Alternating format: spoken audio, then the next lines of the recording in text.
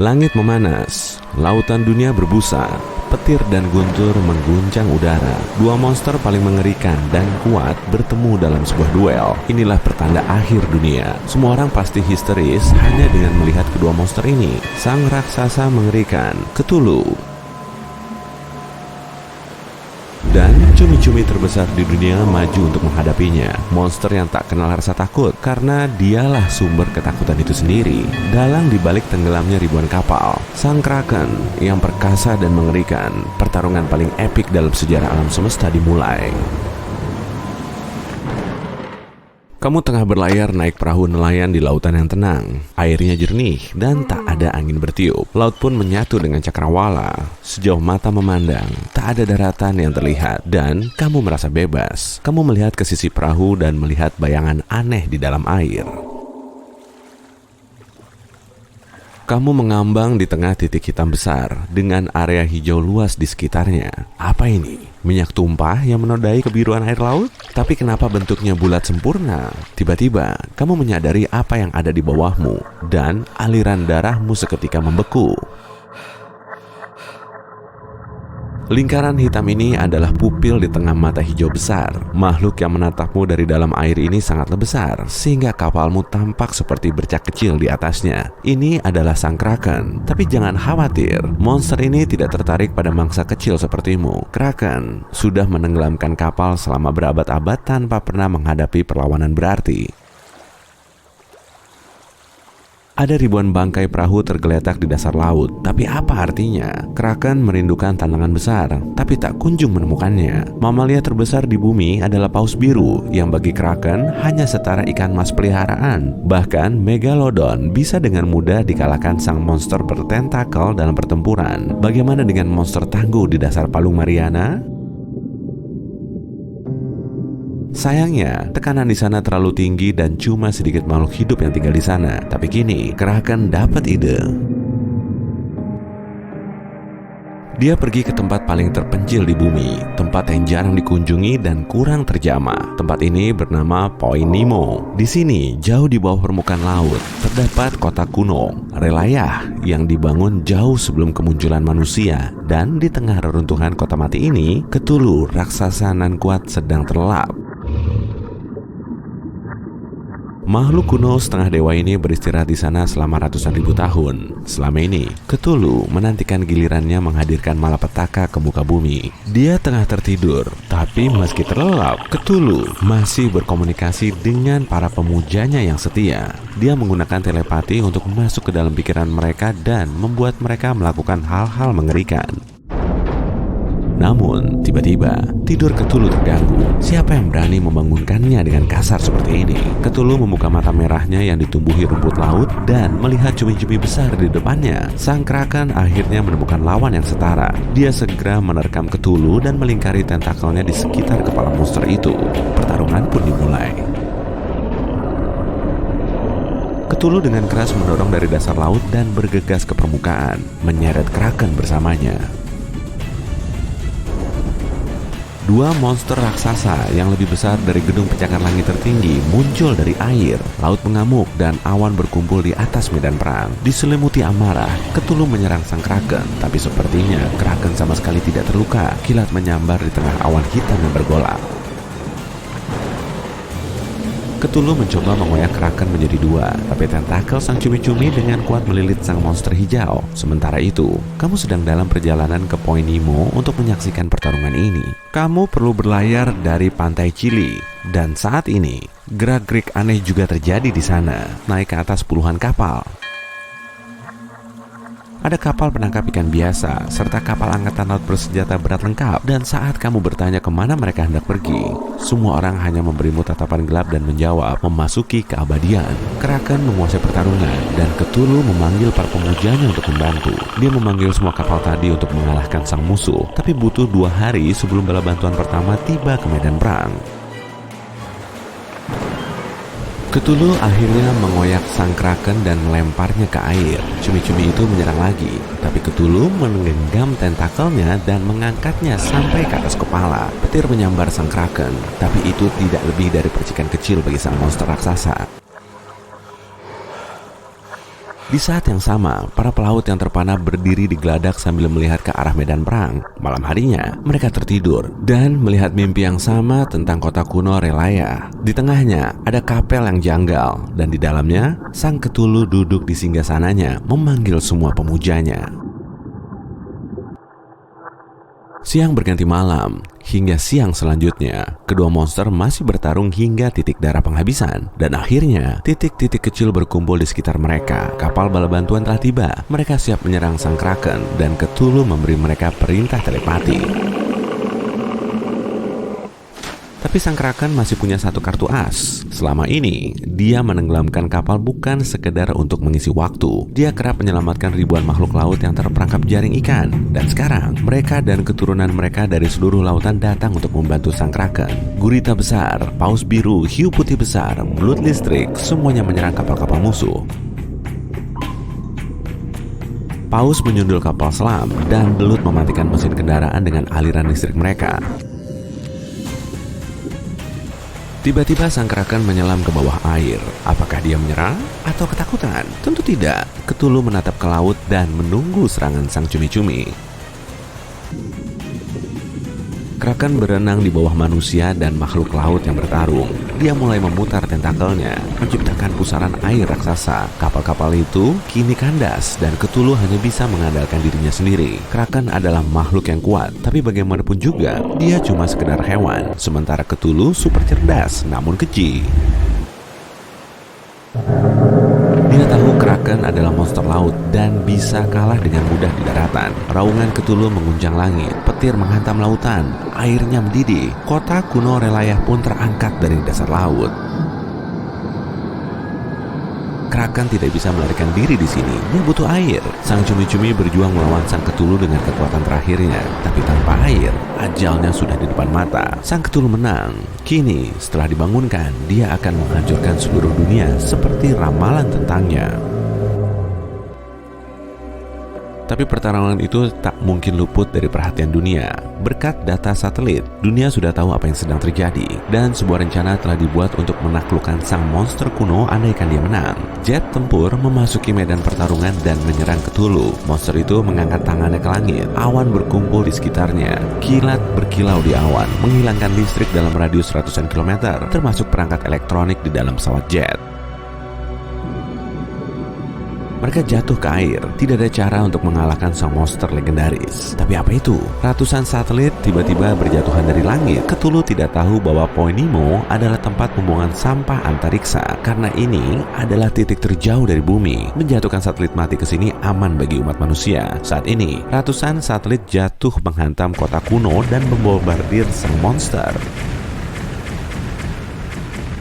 Goyah akibat serangan mendadak ini, Cthulhu mundur ke bawah air bersama kotanya. Saat itu, dia memutuskan untuk kembali tidur ribuan tahun lagi dan menunggu momen yang tepat untuk menghancurkan dunia. Kemampuan pengendalian pikiran Cthulhu membuat semua saksi pertempuran melupakan apa yang mereka lihat. Umat manusia sekali lagi melupakan bahaya yang tertidur di dalam kedalaman laut. Cthulhu tidak ingin manusia siap menghadapi kebangkitannya. Jika kamu memasukkan koordinat daerah ini ke GPS, kamu bisa melihat di mana Poenimo berada. Pada tahun 1997, para ahli ilmu kelautan merekam suara misterius dari kedalaman laut. Suara ini dinamai bloop dan dapat dengan mudah ditemukan di internet. Peristiwa ini membuat banyak orang meyakini akan keberadaan Cthulhu. Tapi kepanikan yang terjadi tidak berlangsung lama. Ternyata, bloop hanyalah suara gletser yang terbelah. Atau mungkin sang Cthulhu yang membuat orang-orang berpikir demikian? Siapa yang tahu? Tahun 2160, tempat Samudra Pasifik, dilepas pantai Jepang. Lautan tampak tenang, setidaknya di permukaan.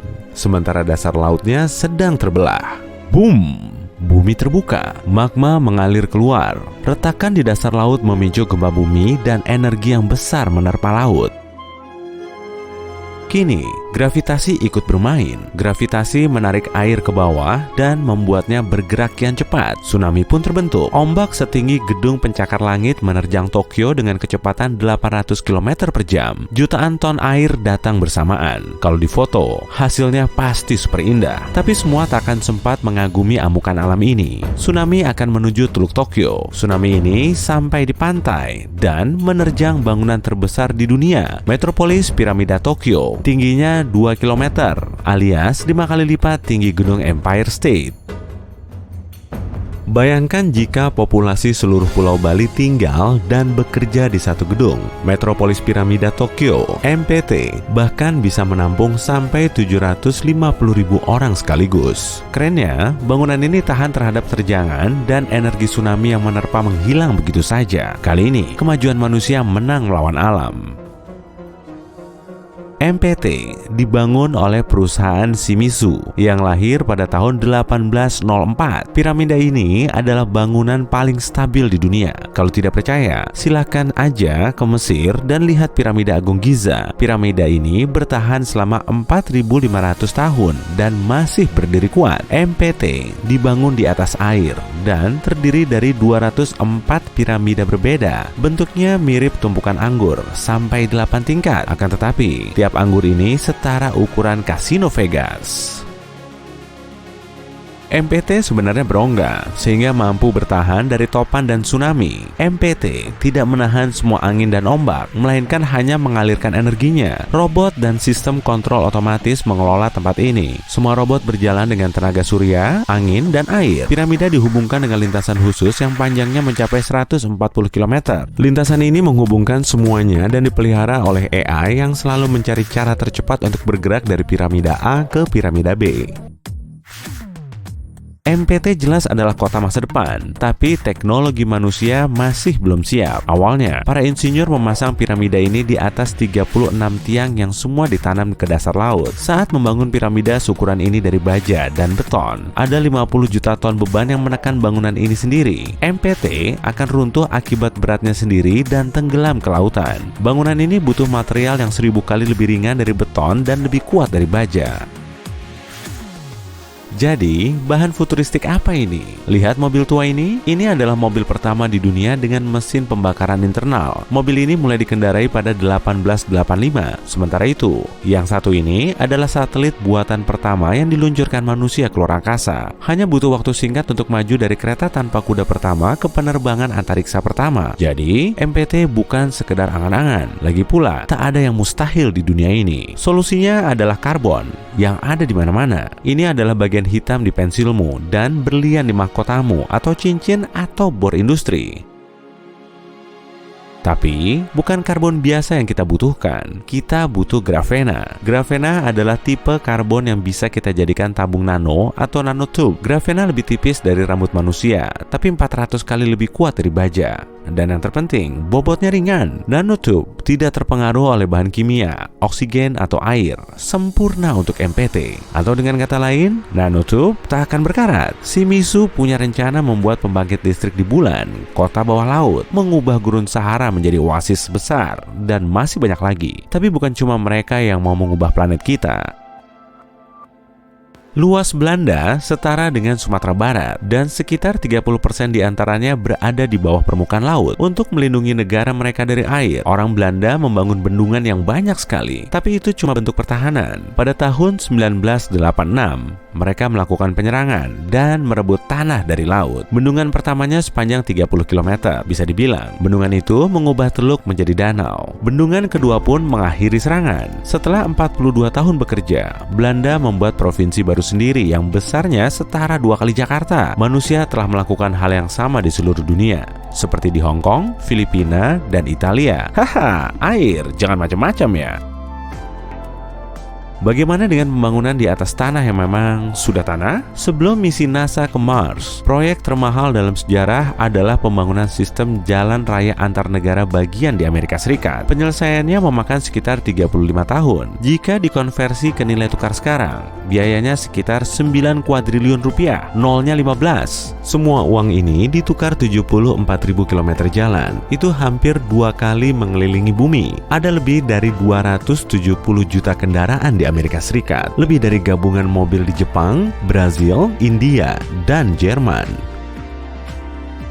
Tapi dalam hal usaha, jalanan Roma jauh lebih keren. Lebih dari 2000 tahun sebelum mobil pertama, bangsa Romawi membangun jaringan jalan besar 80.000 km panjangnya. Mereka menghubungkan Irlandia ke Mesir dan Turki ke Spanyol. Jalanannya lumayan aman dan para pengunjung bisa menginap di penginapan, makan di kafe, atau mengirim surat dari kantor pos terdekat. Hanya sekitar 30% dari permukaan bumi yang berupa daratan. Laut, sungai, dan danau dunia dipenuhi kehidupan, dan mencatat semua yang tinggal di sana sepertinya sangat berat. Tapi 2.700 ilmuwan dari 80 negara memutuskan untuk bekerja sama dalam melakukannya. Biayanya 11 triliun rupiah. Para ilmuwan menghabiskan 10 tahun untuk mencari spesies lama dan baru. Itu adalah salah satu proyek sains terbesar yang pernah dicoba. Mereka bahkan menemukan sekitar 6.000 spesies ikan, cumi-cumi, dan alga baru. Tembok besar Tiongkok sangatlah panjang, mencapai 21.000 km dan berupa penghalang alami. Panjangnya sekitar 2 kali jarak dari Alaska ke Australia. Mereka membangunnya selama 2000 tahun, tanpa truk, bulldozer, dan listrik. Cuma kekuatan otot manusia.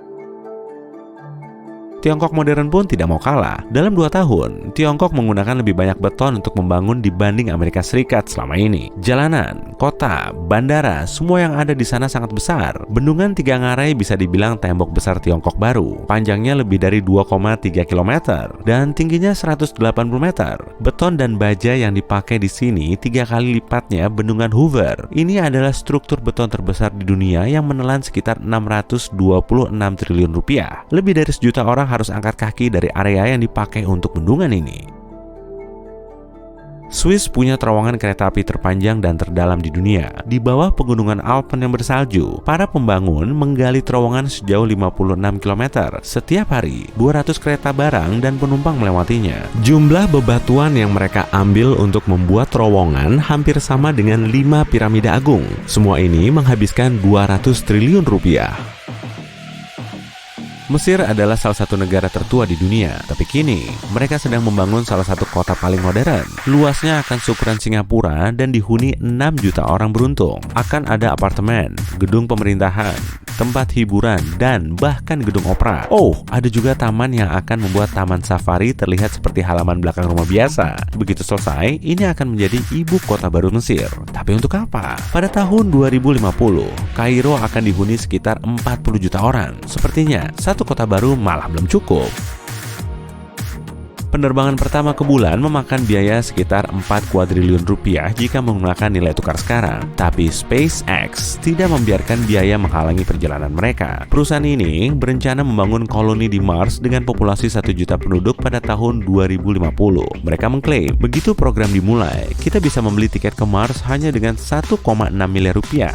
Tapi proyek sains terbesar yang pernah ada tentu saja Stasiun Luar Angkasa Internasional. Beratnya setara Boeing 747 dan melintasi luar angkasa dengan kecepatan 30.000 km per jam atau sekitar 8 km per detik.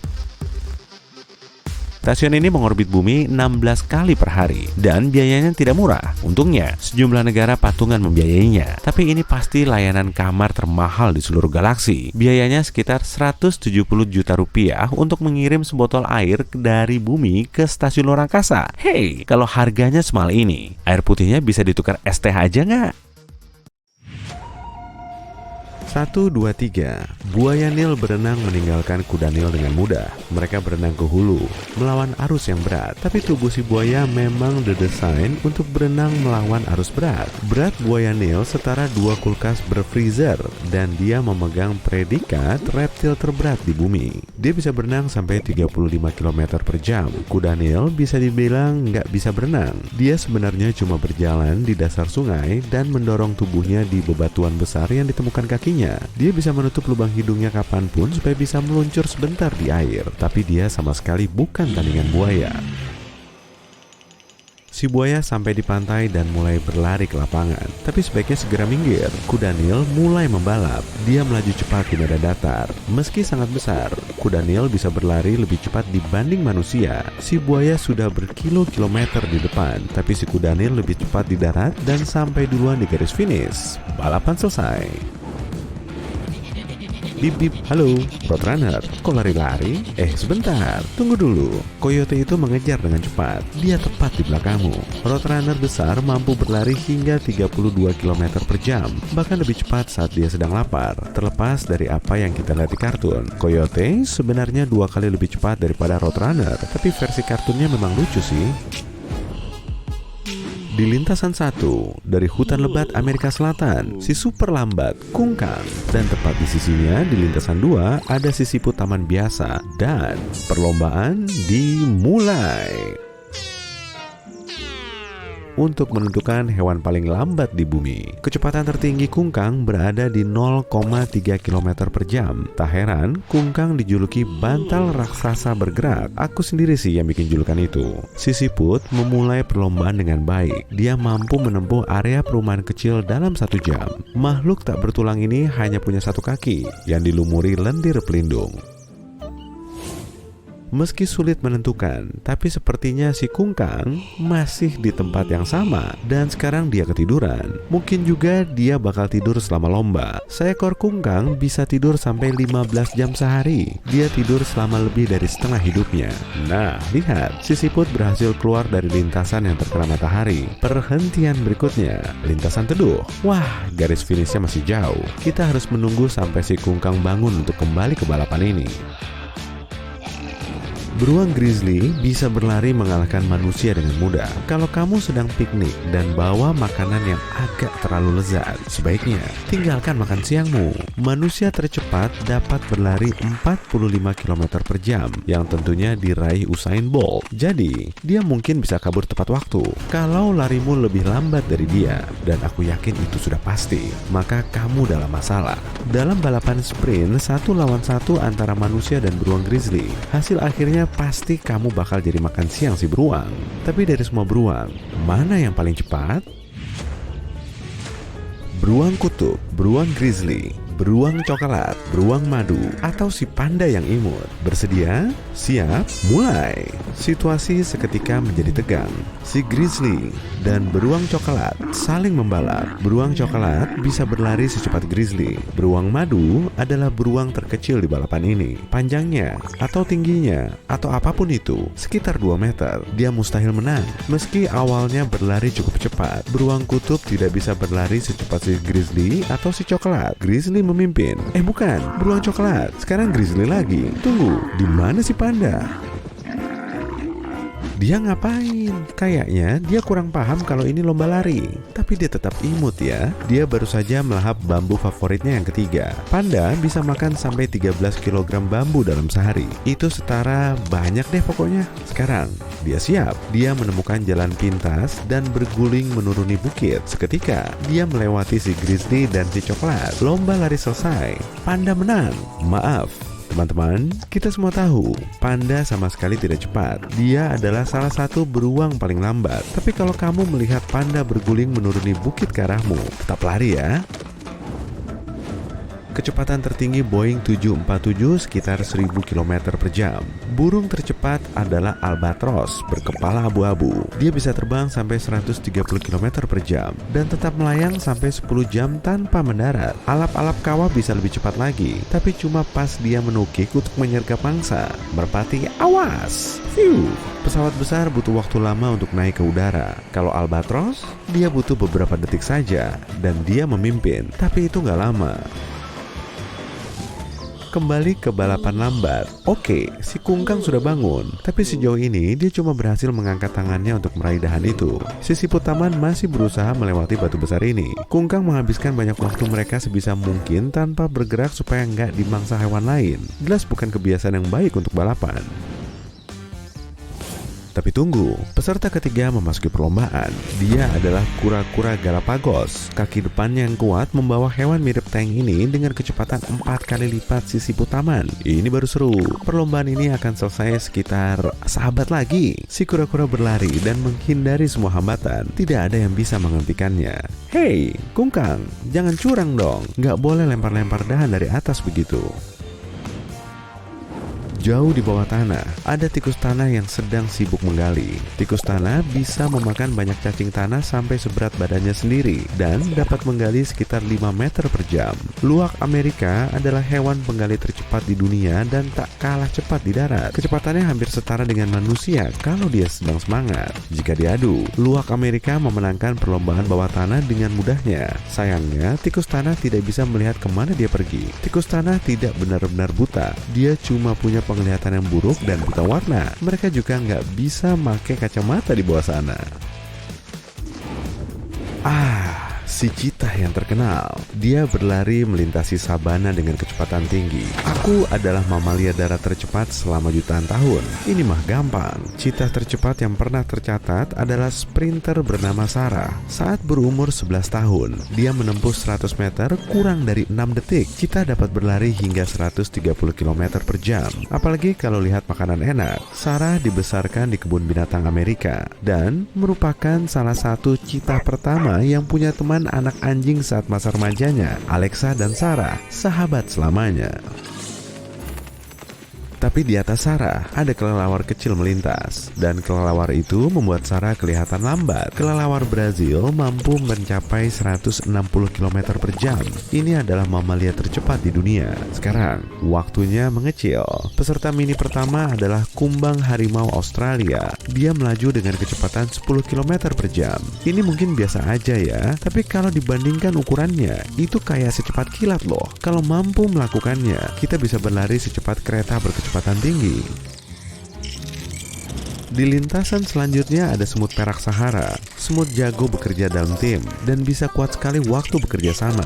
Tapi satu semut juga bisa unjuk gigi. Semut ini bisa mengangkat 100 kali berat badannya sendiri dan berlari seolah hari esok tidak ada. Usain Bolt bisa bergerak 4 langkah per detik, sementara semut perak 50 langkah. Para ilmuwan bahkan menemukan bahwa semut kecil ini suka menderap begitu mencapai kecepatan maksimal. Pesaing terakhir kita, hewan tercepat di bumi, tak lain dan tak bukan si tungau kecil ini. Ukurannya cuma sebesar biji wijen. Kalau dihitung dari panjang tubuh per detik, hewan mikroskopis ini bisa mengalahkan kecepatan apapun di bumi. Dia diyakini berlari hampir 2 kali kecepatan kumbang harimau. Dan kalau ukurannya sebesar manusia, dia akan berlari lebih cepat daripada kecepatan suara. Ayo kembali ke lomba si lambat. Sudah ada yang finish belum? Kura-kura kini memimpin. Si siput akhirnya melewati batu besar itu, dan si kungkang sedang dalam perjalanan ke dahan kedua. Kura-kura tinggal 1 meter lagi dari garis finish. Wow, aku udah gak sabar nunggu pemenangnya. Tapi nyeduh kopi dulu bisa nih. Pandanglah mata lelaki ini. Seluruh hidupnya berkelebat di depannya saat ini. Masa kecil, remaja, impian masa depan. Kini, dia di ketinggian 18.000 kaki atau 5.500 meter jatuh bebas ke tanah tanpa parasut. Tak ada yang bisa membantunya dan dia hanya bisa selamat oleh keajaiban luar biasa. Dan itulah yang terjadi.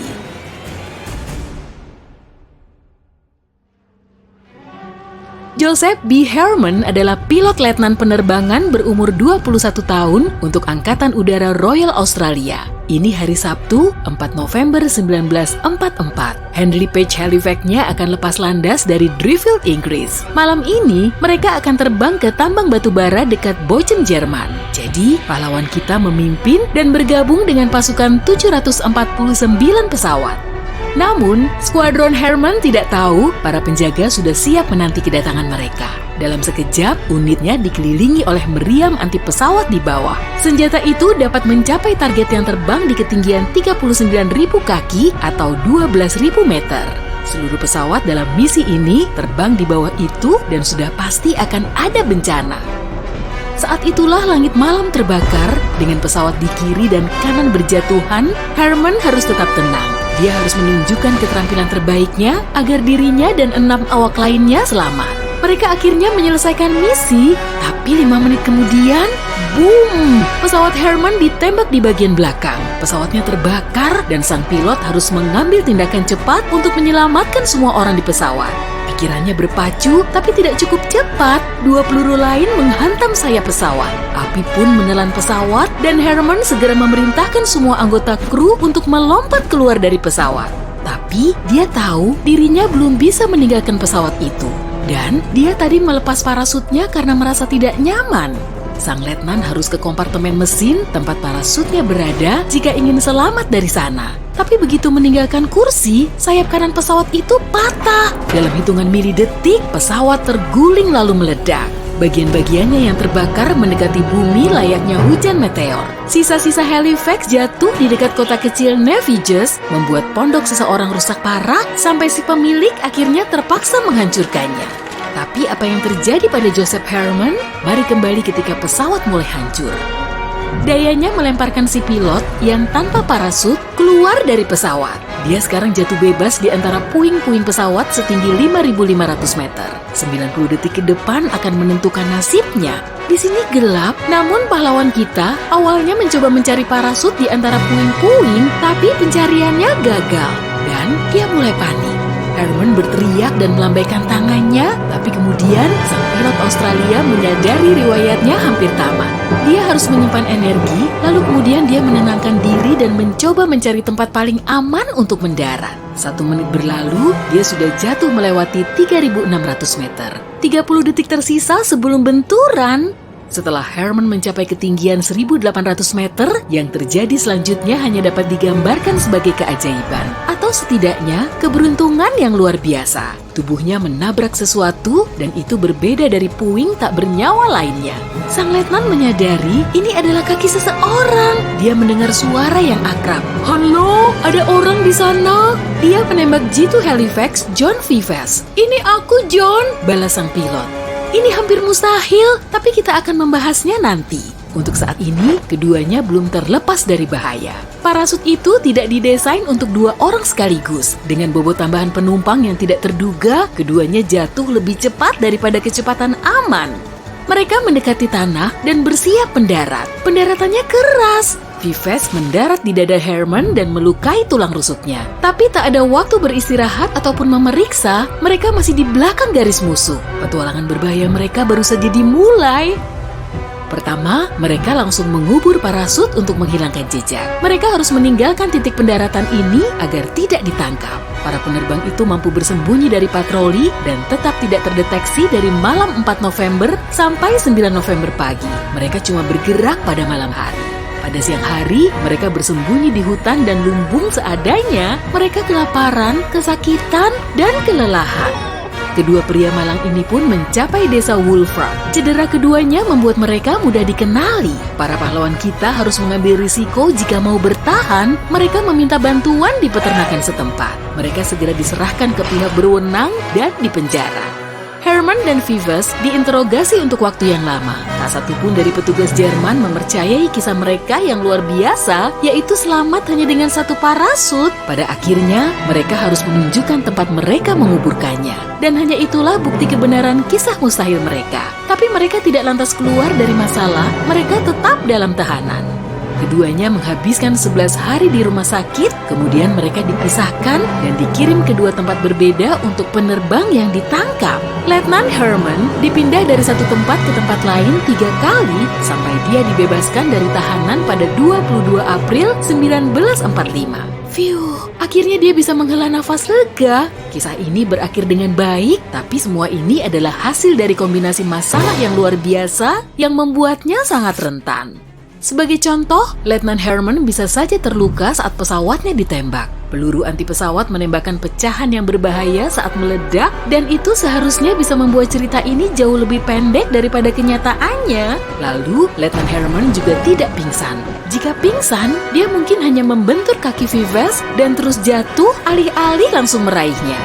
Lalu, proses jatuh bebas intens itu sendiri. Mereka jatuh tepat sejajar dengan satu sama lain, meski keluar dari pesawat di waktu yang berbeda. Pada saat itu, Vives kebetulan berada dalam posisi horizontal yang memungkinkan Herman untuk meraih kakinya. Dan Vives membuka parasutnya tepat saat Herman meraihnya. Kalau lebih cepat, mereka tak akan berpapasan. Atau mereka juga bisa bertabrakan kuat sekali dan mungkin saling memantul seperti bola biliar. Jika Vives membuka parasutnya setelah mereka bertemu di udara, Herman tak akan bisa menjaga cengkramannya. Semua kebetulan ini tentu akan membuat siapapun meragukan keabsahan cerita ini. Nah, pada bulan Februari dan Maret 2014, sekelompok sukarelawan dan arkeolog Jerman melakukan penggalian di titik jatuhnya pesawat. Mereka menemukan sekitar 40 bagian dan pecahan yang tidak diragukan lagi adalah pesawat Joseph B. Herman. Jadi, 70 tahun kemudian, kisah ini terbukti benar. Setelah akhir dari semua peristiwa pada 1945, Letnan Joseph B. Herman dari Angkatan Udara Australia menjalani kehidupan sederhana yang tenang. Dia menjadi pilot pesawat pertanian dengan bekal kisah yang luar biasa.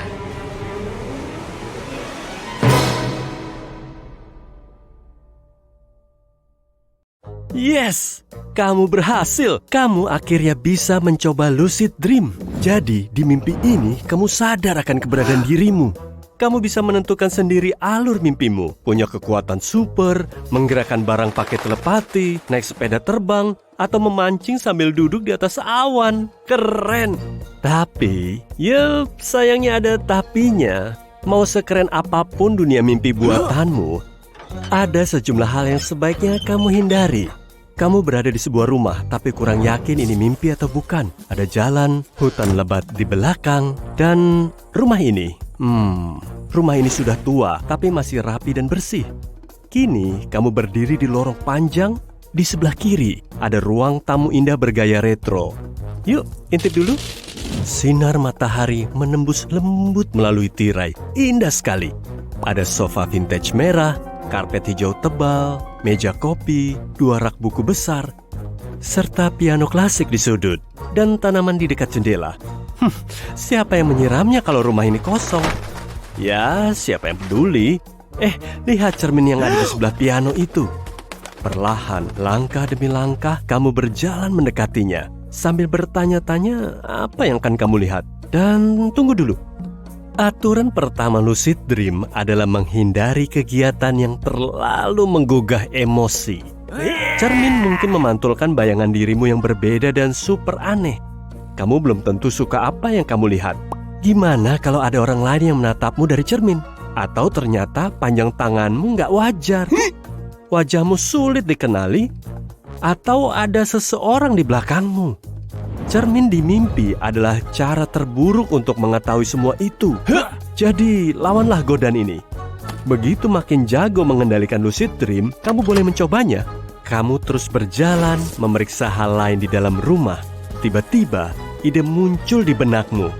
Kalau ini mimpi, di mana tubuh aslimu? Stop, jangan coba-coba berpikir ke sana. Jangan pikirkan tubuhmu, karena fokusmu berisiko buyar. Rumah itu akan lenyap dan kamu akan bangun.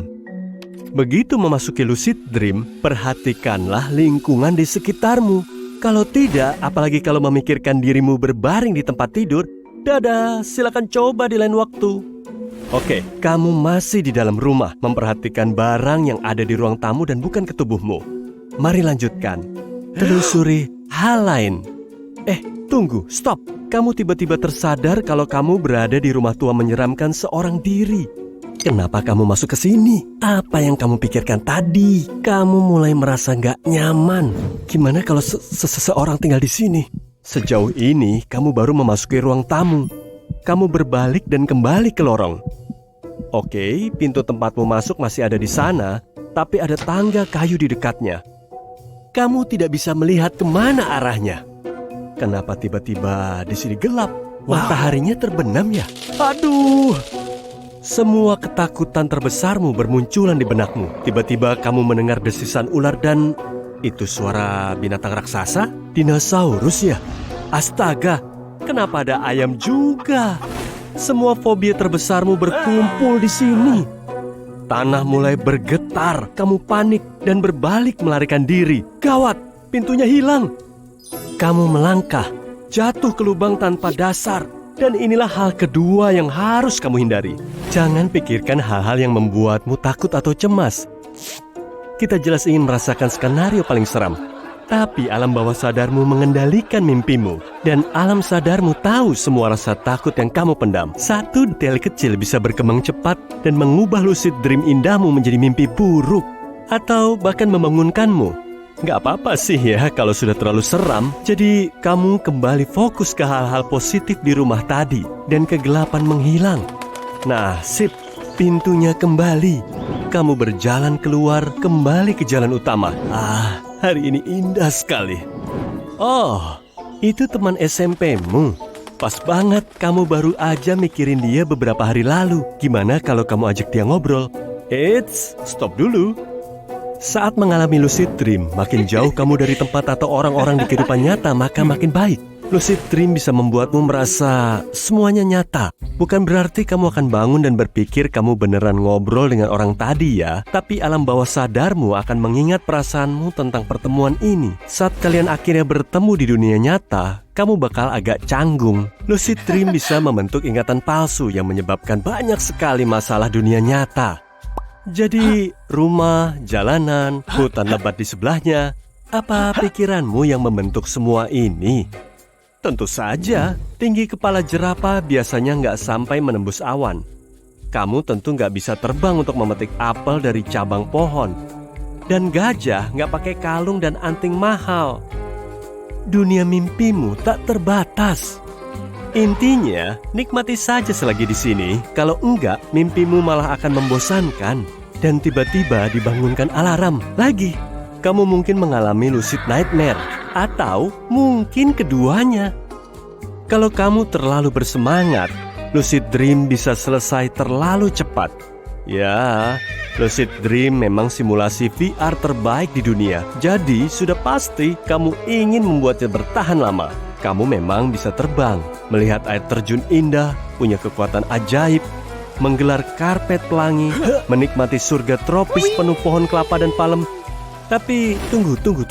Tenang dan stabilkan mimpimu sebelum menciptakan semua itu. Mulai perlahan dengan hal-hal yang lebih normal, seperti jalanan, rumah, lapangan rumput. Oh, hei, lihat, ada kelinci dan rusa imut. Sebaiknya mulailah mimpimu seperti ini. Kamu butuh waktu lama untuk bisa menguasai semua pengalaman gila ini tanpa terbangun. Kamu tentu ingin mimpimu luar biasa dan bukan cuma yang gitu-gitu aja dan malah bikin pusing. Atau yang paling parah cepat selesai. Jadi, kamu harus terus bergerak dan jangan berkeliaran tanpa tujuan. Hutan, jalanan, rumah, bla bla bla. Semua itu memang menarik awalnya. Tapi pada akhirnya kamu harus beralih ke hal yang lebih seru. Buatlah rencana. Di lucid dream, waktu berlangsung lebih lambat daripada dunia nyata. Jadi, manfaatkanlah sebaik mungkin. Jangan memaksakan diri mengendalikan semua yang ada di mimpi. Pertama, kamu butuh banyak latihan. Dan kedua, biarkan kejutan mendatangimu. Tapi semoga bukan fobia yang bersembunyi di relung terdalam alam bawah sadarmu ya. Jaga matamu terbuka dalam mimpi. Kamu pasti nggak mau melewatkan semua keindahan dunia mimpi ini kan? Kalau terlalu banyak menutup mata, tubuhmu mungkin mengira kamu ingin bangun. Kamu boleh melakukannya kalau lagi mimpi buruk dan makhluk seram di depanmu tak kunjung pergi. Tapi bakalan sayang banget kalau kamu berada di tempat yang indah. Jangan menghabiskan terlalu banyak waktu di dalam mimpi, mau lucid ataupun biasa. Keduanya terjadi saat fase tidur REM alias Rapid Eye Movement. Dalam tidur non-REM, gerakan mata, detak jantung, dan gelombang otakmu secara bertahap melambat. Kemudian boom! Fase REM datang dan otakmu mulai traveling. Lebih dari setengah penduduk dunia pernah mengalami lucid dream setidaknya sekali, tapi hanya sedikit yang bisa mengendalikannya. Ini ada baiknya, karena kamu tahu ada tempat di mana kamu bisa melakukan apapun yang kamu mau. Kamu mungkin enggan bersentuhan dengan kenyataan lagi. Tapi selagi di sini, lakukan semua yang ada di daftar keinginanmu. Gimana kalau terbang? Kamu berada di puncak gunung tinggi. Ada awan tebal lembut di sekelilingmu. Di mana daratannya? Kamu melihat ke bawah.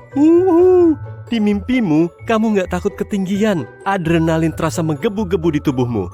Jadi lakukanlah. Lompat dan lebarkan sayapmu. Oh iya, kamu sekarang punya sayap. Atau kalau mau, ikuti kebiasaanku. Berenang jauh ke dalam laut. Kamu berada di perahu kecil, mengambil napas dalam-dalam, merasakan udara segar menembus paru-parumu. Satu tarikan napas terakhir, kamu berjongkok dan biur. Yang paling seru, di dalam mimpi, air laut nggak bikin matamu perih. Malam-malam begini, kamu masih berlarian di tengah hutan. Saking ngebutnya, citah pun nggak bisa mengejarmu. Padahal sudah sejam lebih kamu menguras energi. Tapi tubuhmu nggak kelelahan maupun kedinginan.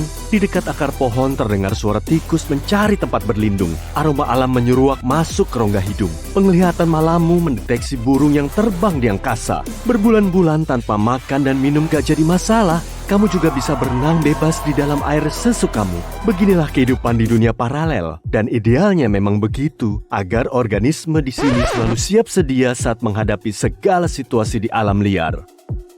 Di dunia kita, kondisinya justru lebih rumit. Dibandingkan dengan manusia purba, tubuh kita nggak begitu kuat. Kita bertahan hidup dengan beradaptasi dan mengubah lingkungan sekitar. Nah, kamu tahulah ya, gigi kita ada 32, dan saat tanggal nggak akan ada penggantinya. Tapi, di zaman modern ini, makanan kita lebih lembut dan bernutrisi. Jadi nggak perlu berlama-lama untuk mengunyahnya. Pola makan seperti ini bikin rahang mengecil dan otak makin besar. Akibatnya, nggak ada celah lagi untuk menumbuhkan 4 gigi yang terdekat dengan sendi rahang. Keempat gigi ini disebut gigi bungsu. Kemungkinan suatu hari nanti gigi kita cuma ada 28. Saat ini pun, 35% manusia sudah nggak punya gigi bungsu. Makhluk hidup yang berdagu hanyalah manusia. Bentuknya berupa tonjolan di sepanjang tepi bawah tulang rahang. Gorila dan simpanse cuma punya tulang rahang yang miring ke dalam. Menurut antropolog, dagu dihasilkan dari pengecilan wajah manusia. Mungkin dulunya, dagu dipakai untuk menopang rahang dan membuatnya lebih kokoh. Jutaan tahun kemudian, ukuran wajah makin kecil tapi masih berdagu. Coba deh taruh lenganmu di atas permukaan datar. Satukan jari manis dan jempolmu. Saat menekuk pergelangan tangan, kamu akan bisa melihat palmaris longus. 15% manusia nggak punya otot ini lagi. Fungsinya sudah nggak ada lagi dan nggak ngefek bagi kekuatan cengkeraman kita. Jutaan tahun lalu, manusia purba menggunakan otot ini untuk memudahkan mereka saat memanjat pohon. Tapi manusia modern nggak punya keterampilan ini. Anjing, kuda, monyet, dan banyak hewan lain bisa menggerakkan telinganya untuk mempertajam pendengaran dan saling berkomunikasi. Leher kita panjang dan fleksibel, jadi nggak perlu menggerakkan telinga saat mendengar. Tapi, 20% manusia modern punya kemampuan ini loh. 10% dari kita juga punya tuberkel Darwin di bagian telinga. Manusia purba bertelinga lancip mirip telinga makaka modern. Di dalamnya terdapat benjolan kecil. Saat mengerami telur, penguin kaisar berpuasa selama 115 hari, sedangkan kalajengking bisa menahan lapar hingga setahun full. Manusia nggak punya punuk penyimpan lemak seperti unta, dan kita nggak bisa berhibernasi seperti beruang. Nenek moyang kita harus bangun setiap pagi untuk mencari makan.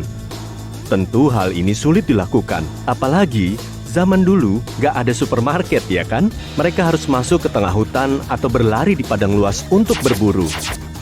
Otak kita punya sekitar 100 miliar sel saraf yang selalu aktif. Karenanya, kita punya ingatan tajam dan bisa berbicara. Keduanya sangat penting agar kita bisa bertahan hidup. Meski begitu, otak besar punya kelemahan. Untuk mengaktifkan sel saraf, diperlukan banyak bahan bakar. Otak kita cuma seberat 2,5% dari total bobot kita, tapi memerlukan 20% dari total energi. Setelah 2 jam bermain catur, seorang grandmaster bisa membakar 560 kalori. Petenis pro juga menghabiskan energi yang sama setelah bermain selama 1 jam.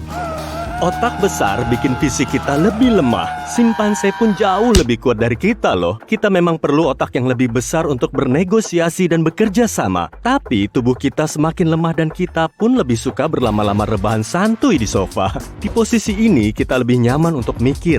Nenek moyang kita merasa lebih terancam saat malam hari. Makanya tiap kali kamu tidur di tempat baru, otak kirimu akan lebih siaga daripada otak kanan.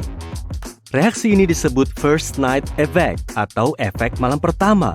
Reaksi ini juga dirasakan oleh nenek moyang kita saat mengantisipasi bahaya dalam gelap 40-60 juta tahun yang lalu.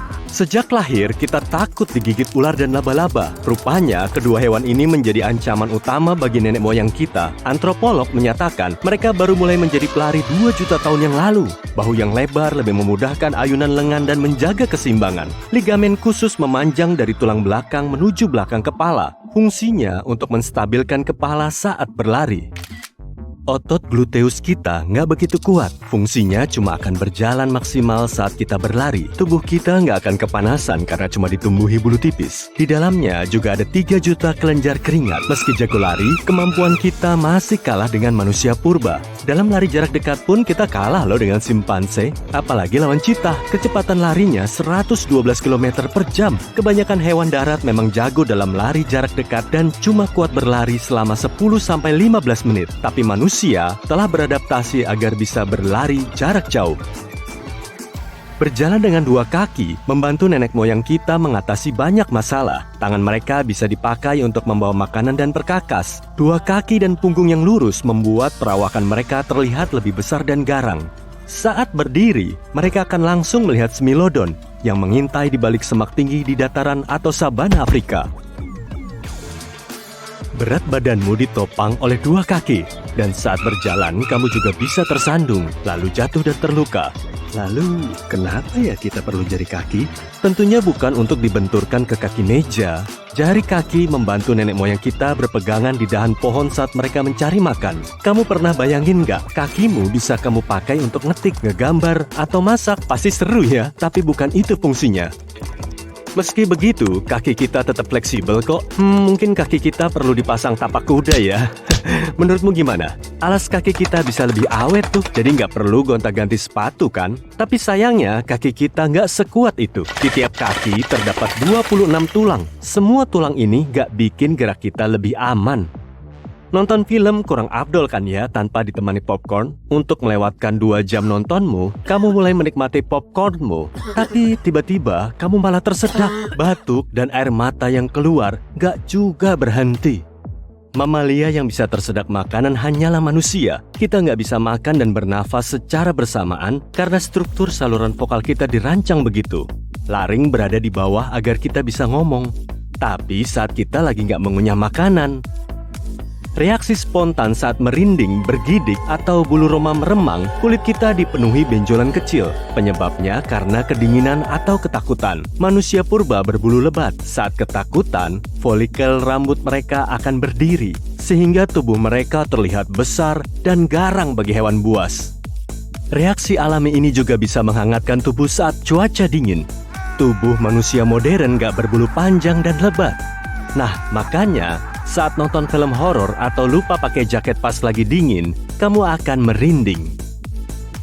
Beruang, landak, kelelawar, beberapa spesies kura-kura, ikan, dan serangga sama-sama berhibernasi. Ilmuwan menyatakan manusia purba juga bisa berhibernasi. Di sebuah gua yang ada di utara Spanyol, mereka menemukan tulang fosil manusia purba. Menurut analisis mereka, 500.000 tahun yang lalu, manusia purba bisa berhibernasi selama berbulan-bulan, sama seperti beruang. Karena kemampuan ini, mereka bisa bertahan di zaman es. Wah, bisa hemat makan ya kalau punya kemampuan ini. Mata kita bisa melihat debu di angkasa dan gunung yang menjulang di cakrawala. Kita melihat dunia ini dalam warna dan pastinya bisa membedakan wajah masing-masing orang. Saat malam, penglihatan kita cepat beradaptasi dengan kondisi baru. Tapi tetap aja sih, dalam gelap penglihatan kita nggak begitu tajam. Mata kita nggak seawas Tarsius. Primata ini cuma seukuran bola bisbol dan bisa melihat jelas dalam gelap. Mau nangkap kumbang yang berterbangan di tengah hutan saat malam hari? Bisa banget, tapi bola matanya itu loh super gede. Malahan hampir memenuhi seluruh mukanya. Memangnya kamu mau punya mata seaneh itu? Kalau aku sih ogah. Selama bertahun-tahun, pesawat antariksa Kepler telah menjelajahi ruang angkasa. Kepler meneliti lebih dari 150.000 bintang di seluruh galaksi. Misi ini bertujuan untuk mencari planet yang mirip dengan bumi. Siapa tahu kan jadi rumah kedua kita? Tapi kemungkinan hal ini cuma akan terjadi di masa depan, saat manusia mulai melakukan kolonisasi luar angkasa. Kepler berhasil menjalankan misinya dengan baik setelah menemukan banyak planet bumi super.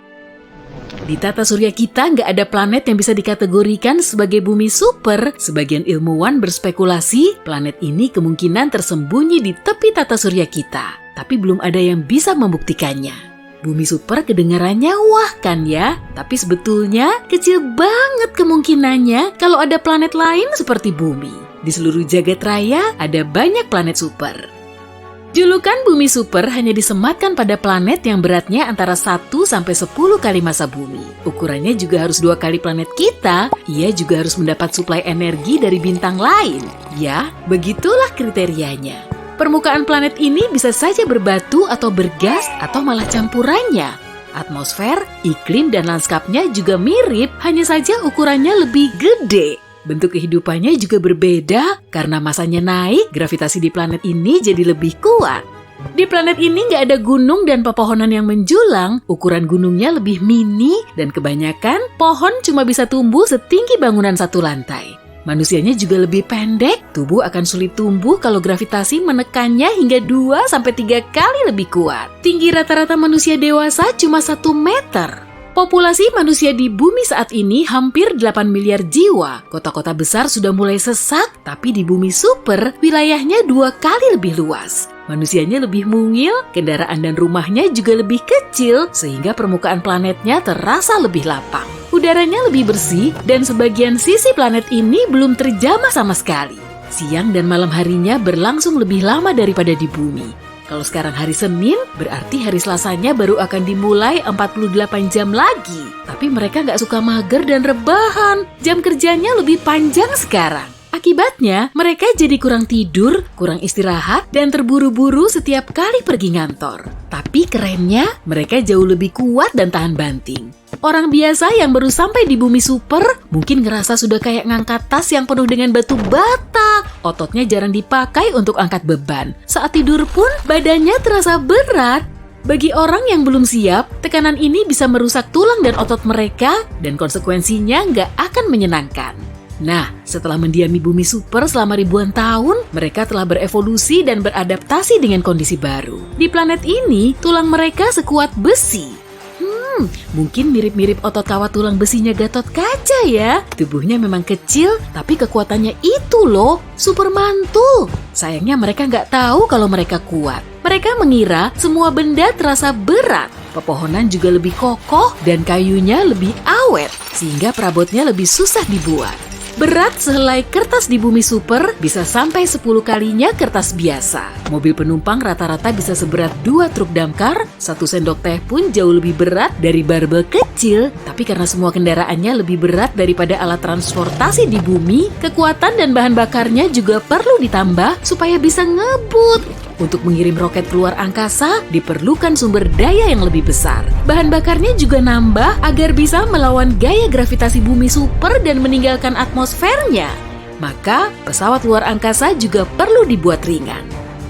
Kalau semuanya jadi berat dan padat, kamu malah akan ngerasa lemah. Tapi semisal nih, kamu jadi penghuni bumi super dan pengen banget terbang ke bumi, pasti kamu akan jadi manusia super deh. Dengan cuma mendekati sebuah mobil, lalu menaruh kedua tanganmu di bagasi, wuss, mobilnya langsung bergerak. Di gym, kamu juga bisa mengangkat semua beban. Cuma dengan 1 pukulan, kamu bisa loh menjebol tembok beton dan kayu. Keren kan? Padahal tubuhmu kecil. Kakimu yang terbiasa dengan beban berat mulai terasa ringan. Mau melompati atap rumah? Gampang. Tinggal hap. Saat jatuh dari bangunan 2 lantai, tubuhmu nggak akan terluka. Kulitmu juga nggak akan lecet-lecet dan tulangmu bisa meredam efek jatuhmu. Di bumi, kamu menjadi superhero.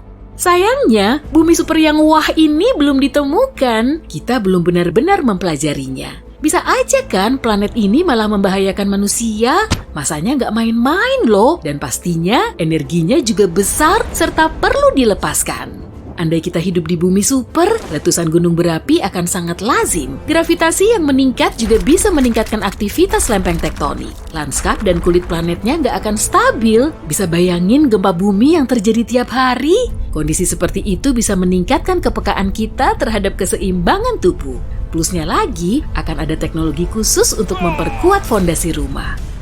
Pergeseran lempeng tektonik yang sering terjadi akan memicu banyak tsunami dahsyat, lautan akan terus berubah bentuk, daratan dibanjiri air bah, dan dalam kondisi yang terus berubah-ubah ini, manusia nggak akan bisa mendirikan kota permanen agar hidup dengan nyaman. Selain itu, kalaupun manusia pernah ke planet ini, kita akan sulit menjauh karena kekuatan gravitasinya sangat tinggi. Benda-benda ruang angkasa yang terbang melewati bumi super kemungkinan akan jatuh ke permukaannya. Selain gempa dan letusan gunung berapi, akan ada banyak hujan meteor. Dan bukan hanya berupa batuan yang akan hancur di atmosfer, asteroid besar-besar akan terlempar dari jalurnya karena gravitasi di planet ini. Penghuninya harus membuat mesin yang bisa menghancurkan meteorit, tapi meskipun mereka berhasil, ratusan bongkah batuan luar angkasa masih akan jatuh di permukaan bumi super. Setelah semua bencana ini, kemungkinan besar mereka akan paham. Ternyata cuma ada satu bumi yang super keren. Mana lagi kalau bukan planet kita? Kemungkinan terburuknya, inti bumi kita akan mengeras, planet ini akan kehilangan perisainya. Badai matahari dan ledakan energi bisa menimbulkan masalah serius bagi manusia. Semua perangkat elektronik nggak akan berfungsi dengan normal, internet, pembangkit listrik, lampu lalu lintas, komputer, pesawat terbang. Sebutin aja deh, untuk bertahan di tempat seperti itu, orang harus tinggal di bawah kubah besar. Ini akan mencegah radiasi dan meteorit menembusnya. Tapi banyak bumi super memiliki kondisi yang lebih sulit lagi. Misalnya, ada sebuah planet yang suhu udaranya begitu tinggi sehingga logam bisa menguap di sana. Tidak mungkin muncul bentuk kehidupan apapun di tempat seperti itu kan? Tapi, andai manusia berevolusi di sana, spesies kita tidak akan rentan. Bayangkan makhluk tertutup kulit yang lebih kuat dan lentur daripada bahan apapun di bumi. Bagi mereka, berjalan menembus api terasa biasa seperti menghirup udara. Penghuni planet ini mungkin akan mencoba mengambil alih planet-planet lain. Hal yang tidak tertahankan oleh mereka hanya suhu rendah. Angin hangat akan terasa seperti terpaan angin sedingin es bagi mereka. Ada bumi super lain yang mirip dengan yang ini. Planet ini menerima energi yang sangat banyak dari bintang terdekat. Karena ini, suhu di sana begitu tinggi sehingga bahkan molekul pun akan hancur. Di kedalaman antariksa, ilmuwan telah menemukan bumi super lain. Ukurannya 2,5 kali bumi dan tertutup air seluruhnya. Tidak ada sepetak tanah pun di sana dan planet ini berat. Karena itu posisinya agak condong ke samping dan ketika bumi super ini berputar pada sumbunya, air mengalir dari satu sisi ke sisi lainnya. Tsunami masif yang merusak adalah hal yang biasa terjadi di planet ini. Dan kalau manusia tinggal di sana, mereka akan lebih mirip hewan amfibi daripada manusia. Bumi super lain berjarak 6 tahun cahaya dari kita. Masanya 3 kali dibanding bumi kita, dan planet ini butuh sekitar 233 hari untuk mengorbit bintangnya. Planet ini hanya menerima 2% energi bintang itu, dan permukaan dunia ini adalah tempat gelap tertutup es. Salah satu planet menakjubkan di luar sana sepertinya cukup ramah dan berpotensi bisa dihuni. Seperti bumi kita, planet ini bersinar biru, tapi tampilannya menipu. Di bumi super ini, angin bertiup 7 kali kecepatan suara. Tapi bahaya utamanya adalah hujan kaca. Triliunan pecahan kaca akan mengubah apa saja yang menghalanginya menjadi serbu. Wah, enggak yang ini kau lewati aja. Setelah melepas sabuk pengaman, kamu berdiri dan meregangkan kaki. Akhirnya, selesai juga penerbangan panjangmu. Mending ke toilet dulu lah buat cuci muka. Tapi tiba-tiba, tubuhmu terpental ke udara. Barang bawaan di dekatmu terus berterbangan. Ada apa nih? Saat ini, kamu berada di ketinggian 9.000 meter dan sedang mengalami pendaratan darurat. Tapi tiba-tiba semuanya jadi gelap. Pada awal tahun 2001, pesawat Boeing 747 Jumbo yang membawa lebih dari 400 orang lepas landas dari Bandara Internasional Haneda, Tokyo. Penerbangan ini berjalan normal sampai ke ketinggian 12.000 meter pada kecepatan stabil.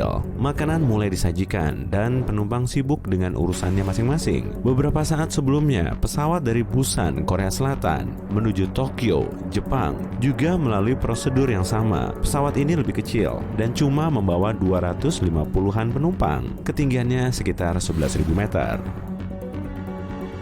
Kedua pesawat terbang di jalur yang sama. Selisih ketinggiannya cuma sekitar 600 meter dan akan berpapasan di atas Pulau Honshu, Jepang. Jarak kedua pesawat sudah sangat dekat saat indikator anti tabrakan di Boeing 747 mulai nyala. Sang pilot segera tahu masalah besar sedang mengintai.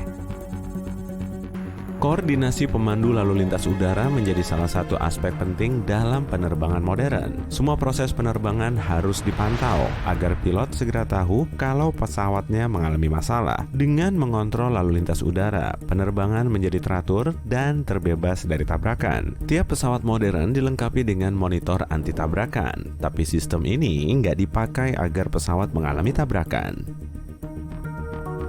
Saat indikator anti tabrakan pesawat menyala, petugas baru Hideki Hachitani yang saat itu berumur 26 tahun sedang mengamati kedua pesawat melalui radar di menara pengawas. Karena harus mengamati 10 penerbangan sekaligus, dia makin stres dan kewalahan. Sebetulnya, dia belum punya sertifikat untuk bisa bekerja sendiri tanpa pengawasan.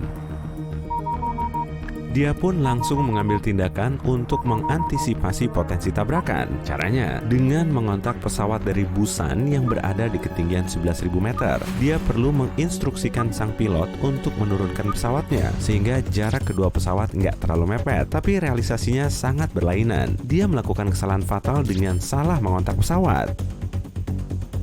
Hachitani malah menginstruksikan pilot Boeing 747 untuk menurunkan pesawatnya dari ketinggian 12.000 meter menjadi 11.000 meter. Akibatnya, kedua pesawat saling mendekat dengan kecepatan 800 km per jam di titik tabrakan. Hachitani mulai panik karena pesawat yang dari Busan belum juga turun. Dia segera menginstruksikan sang pilot untuk belok kanan, tapi dia nggak berhasil mengeksekusinya karena instruksi tersebut dikirim ke pesawat lain. Secara misterius, instruksi belok kanan ini nggak sampai di kedua pesawat. Komunikasi dari menara pengawas terputus, dan kedua pilot nggak tahu menahu dengan bahaya yang mengintai. Saat melihat Hachitani kelabakan di depan panel kontrol, supervisornya segera mengambil alih. Dia mengontak pilot pesawat dari Busan agar terbang lebih tinggi. Tapi anehnya, instruksi ini malah diterima oleh pesawat yang saat itu nggak beroperasi. Kedua pilot pun mengabaikannya karena mereka nggak tahu pesan tersebut ditujukan ke mereka. Pilot Boeing memang tahu kalau di dekat pesawatnya ada pesawat lain, tapi dia tetap tenang karena sudah mengandalkan pemandu lalu lintas udara. Kalau ada apa-apa, pasti dikasih tahu langsung kan? Padahal potensi tabrakan mengerikan sudah ada di depan mata, dan para penumpang masih tetap santai-santai. Ada yang lagi ngemil, meregangkan kaki, dan ngantri ke kamar mandi. Semuanya nggak tahu kalau jalur penerbangan mereka juga sedang dilalui pesawat lain dari arah berlawanan.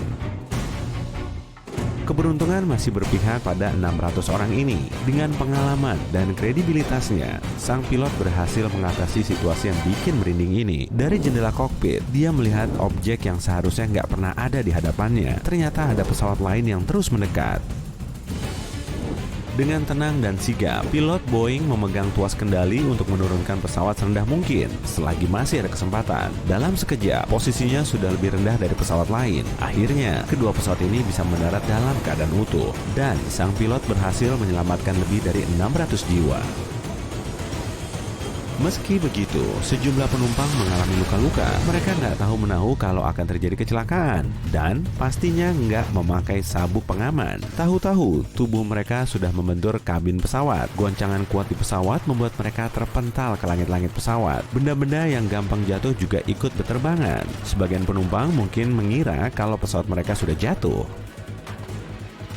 Akibat insiden ini, 7 penumpang dan 2 kru pesawat mengalami luka parah dan sisanya luka ringan. Pilot akhirnya putar balik menuju Tokyo agar para korban segera mendapatkan perawatan. Berkat reaksi cepat dari tim medis, plus kelihayan dari sang pilot, semua penumpang dan kru bisa selamat. Tiap kali naik pesawat, kamu melesat di udara dengan kecepatan 800 km per jam, terkukung di dalam silinder logam yang rapuh. Tubuhmu dikepung oleh motor raksasa dan melambung setinggi 10-11 km di atas tanah. Kalau sampai pesawatnya kenapa-napa, kemungkinanmu untuk selamat sangatlah tipis. Saat mendarat di Teluk Hudson, para pilot memperlihatkan skill level dewa mereka dalam menghadapi situasi sulit. Pada tanggal 15 Januari 2009, penerbangan 1549 berangkat dari New York menuju North Carolina. Pesawatnya dipiloti oleh Chesley Sullenberger. Ia seorang mantan pilot jet yang beralih profesi menjadi pilot pesawat komersil sejak tahun 80-an. Cuaca saat itu sangat cerah. Penerbangan ini biasa mengangkut 155 penumpang. Tapi hari itu ada hal yang nggak biasa terjadi. Saat mencapai ketinggian 900 meter, pesawat menabrak sekawanan angsa Kanada. Angsa ini menghantam badan pesawat dan ada yang nyangkut di kedua mesin pesawat. Saat tahu kalau kedua mesinnya nggak berfungsi, Sullenberger langsung menghubungi pemandu lalu lintas udara. Lalu mereka menginstruksikan agar dia mendarat lagi di bandara. Hah? Mana mungkin? Dua mesinnya aja udah mati. Di landasan pacu juga ada penghalang. Mana bisa mendarat dengan kondisi begini? Dia harus mengatasi situasi ini agar para awak dan penumpang bisa selamat. Tentu saat itu pesawatnya nggak bisa terbang di ketinggian normal. Jadi dia perlu menurunkannya serendah mungkin. Sampai-sampai pesawatnya melintasi jembatan George Washington cuma pada ketinggian 270 meter. Situasinya memang sangat mengkhawatirkan. Sullenberger melihat sungai Hudson makin dekat saat pesawatnya melaju secepat 220 km per jam. Nggak ada pilihan lain selain mendarat di situ. Para petugas di menara pengawas terkaget-kaget mengetahui langkah beraninya. Tapi apa boleh buat? Para pilot terbiasa mendaratkan pesawatnya di landasan pacu, bukan di atas sungai. Nah, bisa kebayangkan sulitnya pendaratan di situasi ini kayak apa? Sullenberger perlu berpikir jernih agar bisa mendarat dengan mulus. Ekor pesawat harus bisa menyentuh air sebelum moncongnya. Kalau sampai kebalik, mesinnya akan makin rusak. Akhirnya, pesawat berhasil menyentuh air tanpa hancur. Momentumnya perlahan turun saat lajunya melambat di atas sungai. Dari kejauhan, pesawat ini kelihatan mirip kapal yang bergerak lambat, tapi kondisinya belum benar-benar aman. Karena tekanannya kuat, salah satu pintu belakang tiba-tiba terbuka dan merusak lambung pesawat. Air langsung masuk ke kabin, dan penumpang perlu segera menuju slide evakuasi agar bisa keluar dari pesawat. Kapal feri penyelamat segera datang untuk mengevakuasi para penumpang yang terlunta-lunta. Mereka harus duduk di atas sayap pesawat dan slide evakuasi untuk menunggu bantuan. Meski nggak ada korban jiwa, mereka semua mengalami luka ringan. Kapten Sullenberger tercatat sebagai pilot yang paling mumpuni karena telah menyelamatkan banyak orang saat situasinya nggak mendukung. Bahkan sudah ada loh film yang terinspirasi oleh aksi heroiknya. Di hari yang terik begini, kamu menyusuri sungai Amazon dengan perahu kecil. Matamu terus fokus menatap ke peta, dan perahumu mulai oleng. Di tengah arus air yang makin deras, kamu berusaha menstabilkan posisimu, tapi jalanmu terhalang oleh batu tajam dan dahan pohon. Akhirnya, perahumu menghantam batu besar, lalu terbalik. Tubuhmu basah kuyup oleh air keruh berwarna kehijauan. Saat kamu menepi, kapalmu malah sudah jauh terbawa arus. Di dalam air yang kamu renangi, terdapat ekosistem asing yang dipenuhi organisme unik dan berbahaya. Salah satunya, ikan kendiru. Tubuhnya mirip banget seperti ular, dan cuma bisa tumbuh sepanjang 40 cm. Sedangkan Arapaima jauh lebih bongsor. Tubuhnya bisa seberat pria dewasa dan malah tumbuh melebihi tinggi pemain basket rata-rata. Ikan air tawar terbesar di Amerika Selatan ini punya sistem insang hibrida. Karena sistem ini juga, ia perlu muncul ke permukaan air tiap 5-15 menit untuk mengambil nafas. Setelah menerjang arus deras, akhirnya kamu berhasil menepi. Tapi petamu jadi basah kuyup tuh. Duh, gimana dong? Tanpa petunjuk peta, bisa-bisa kamu malah nyasar. Ya udahlah, daripada buang-buang waktu, mending terusin perjalananmu aja menuju ke dalam hutan. Sambil berjalan, kamu harus menyingkirkan cabang pohon yang menghalangi. Tapi tiba-tiba, matamu menangkap sesuatu di atas pohon. Cakar tajam dan bulu lusuh menyembul di sela-sela ranting. Geraknya sangat pelan. Dengan mengulurkan kaki depannya ke cabang lain, ia mencoba manjat ke dahan yang lebih tinggi. Kungkang lebih banyak menghabiskan waktu siangnya untuk tidur dan cuma turun dari pohon seminggu sekali. Karena sangat jarang bergerak, bulunya sampai kadang ditumbuhi lumut dan ganggang. Hutan hujan yang kamu susuri kian lebat, sampai-sampai cahaya matahari sulit menembus ke dalamnya. Jalan yang kamu lewati jadi makin gelap. Kamu bisa ngerasain ada bayangan yang mengikutimu. Dan di antara gemeretak ranting di bawah kakimu, terdengar sayup-sayup bunyi hewan melata. Karena panik, kamu segera mempercepat langkahmu. Tapi suara itu juga ikut membuntutimu. Setelah berhasil keluar dari hutan lebat, kamu melewati jalan setapak menuju tebing. Di sini, kamu harus memperlambat jalanmu sambil berjalan menyamping untuk melewati bukit. Perlahan tapi pasti, kamu meniti jalur ekstrim yang letaknya 10 meter di atas sungai. Sejumlah batu mulai ambrol saat kamu menapakkan kaki kananmu. Nggak boleh berhenti. Pokoknya harus terus melangkah. Kali ini kamu hampir terperosok, tapi untungnya tanganmu langsung meraih cabang pohon besar.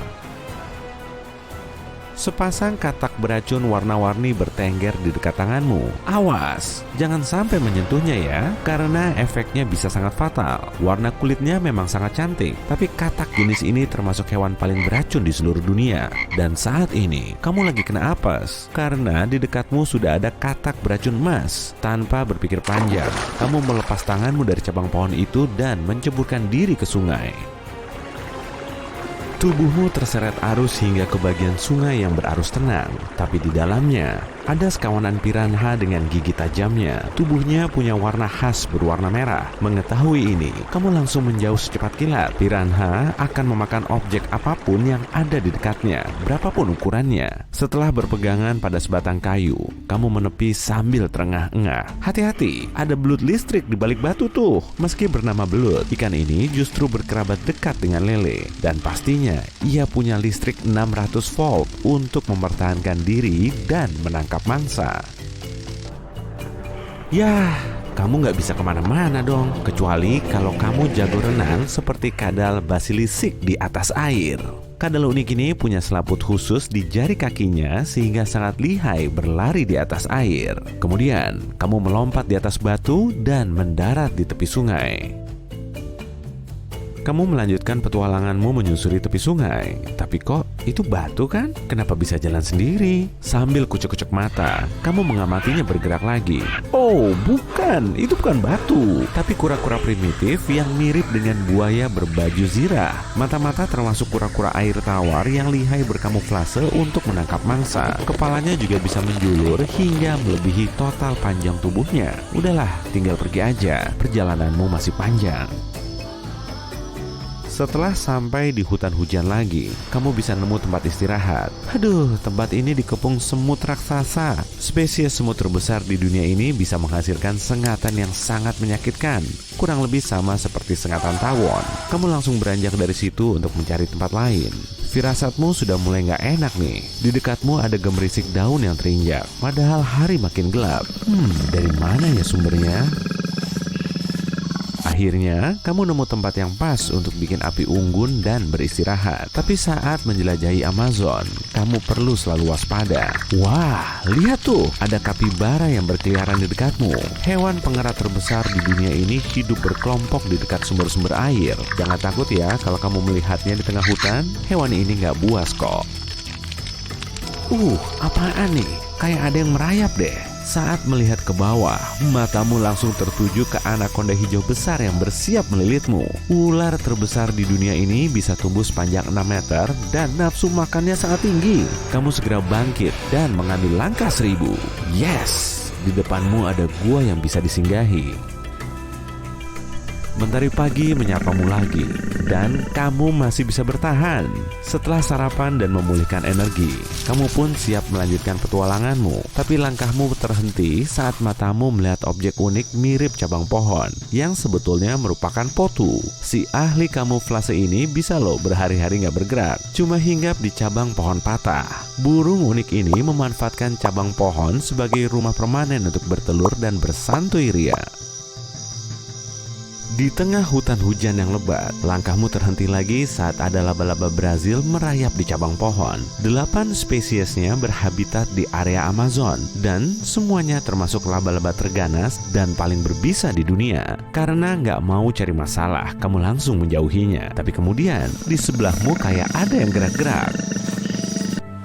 Di dekat tebing curam, ada air terjun deras yang mengalir ke danau besar. Wah, syahdu banget. Coba deh mendekat lagi. Eits, hati-hati. Di situ banyak kaiman hitam. Predator terbesar di Amazon ini memangsa benda apapun yang bergerak. Untung, kamu masih di atas tebing. Kalau sampai, wah, kamu jatuh ke danau yang dalam. Sebelum kaiman tadi melihatmu, buruan kabur dari situ dengan cara menyelam. Setelah sampai di tepian, lenganmu malah dipenuhi totol hitam berukuran besar. Kamu langsung mencabutnya, tapi tetap lengket. Lintah raksasa Amazon mencari targetnya dengan melacak gerakan dan bayangannya. Kalau sudah nempel di kulit, akan sulit banget ngelepasnya. Nah, sebaiknya jepitkan jarimu di dekat mulutnya, kemudian tarik perlahan. Lepas juga semua lintahnya. Tapi kawanan kaiman tadi terus berenang ke arahmu tuh. Posisimu makin terpojok dan tiba-tiba lumba-lumba pink melompat keluar dari air dan mengusir semua kaiman. Lumba-lumba primadona Amazon ini bisa tumbuh lebih besar dari manusia. Menurut para ilmuwan, warna pinknya berasal dari pembuluh darah kapiler di kulitnya. Di Amazon juga ada hiu banteng loh, dan keberadaannya bisa membahayakan kita. Ikan karnivora raksasa ini bisa hidup di air asin dan air tawar. Hewan lain yang berani dekat-dekat akan langsung dimangsa, termasuk hiu lain. Setelah lumba-lumba tadi menghalau para kaiman, kamu bergegas manjat tebing dan mencoba melindungi diri. Tapi di bawahmu sudah ada mulut kaiman yang menganga lebar. Leganya, akhirnya kamu sampai di atas. Tapi kemudian, kamu melihat jaguar yang menatap lurus ke arahmu. Oh, jadi hewan ini yang dari tadi mengikutimu. Saat si kucing besar mulai mendekatimu, kamu ikut berdiri sambil mengatur serangan. Mana bisa kamu lawan jaguar? Larinya juga sangat cepat. Oke, coba deh ambil ranting besar yang tergeletak di tanah untuk mempertahankan diri. Saat si jaguar melompat ke arahmu, kamu segera merunduk dan hewan buas ini malah mendarat di air, jauh dari jangkauan kaiman. Tapi nggak apa-apa lah, jaguar kan jago berenang. Kamu segera bangkit dan meneruskan petualanganmu. Wah, perahumu ketemu lagi tuh. Setelah memperbaikinya, kamu langsung menjauh dari Amazon.